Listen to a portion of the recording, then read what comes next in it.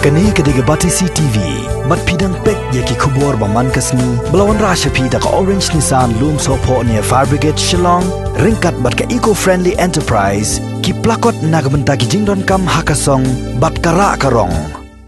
Ka Jaintia Students Movement ka balong kaway na giseng bahalang ka Bapau Khmat ha East Jaintia Hills District ha ka arpu nyutarik bunay jemang arajar arpo kalapha da ka jingtho siya Deputy Commissioner jang ka East Jaintia Hills District uba FM Dof bandawa na ka Sarkar Jala bagaday ban shim ya kilat kilenti baki nongsong shnong ka Meghalaya ki bapule bat ki batray shabar jang ka Jala kimday satya ban sya puntut kat baki dangdon halenti ban wan pai shalayim kani ka jingpet sngaw jang ka seng siya ki tendong skor jang ka Sarkar kalong hadien baki try nong Meghalaya dang shen kila sya puntut haki weipat ki jaj benriu kat baki dang wan pai daga rel ke bakerpang ondala poi ha Donapur Railway Station haka bai day berkani u President jong Jaintia Students Movement Eastern Region uba shnalat rambai haka jinge kren bat gilat patai kubor ulaong baka seng ka sngo khia ban yo sngo ya kumkini ki jingja persya ya ki nongsong shnong jong Jala bar haka jo kapor ula kenturu ya ka Sarkar bakam dai satya ban shuk hensting ya kumkini ki jingja hadian habot rei kadai ban pentikna baki nongsong shnong jong ka Jala ki ban sawan pai hakini khindiat singi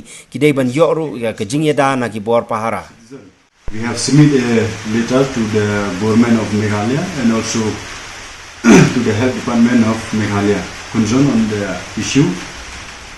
that such incident might not happen again to our citizens.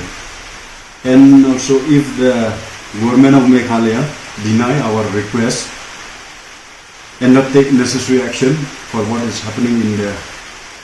Donapur station, and we the Jaintia Student Movement will find a way to move forward. And also my message to the citizen of Bihar and to all the citizens of India to kindly do not create any issue in this critical time for our country. It's not about our state. It's all about we all stand as one nation to fight for pandemic COVID-19, and we must stand together to helping each another in this country. And also I would like to request the state government of Meghalaya, please take a responsibility for our citizens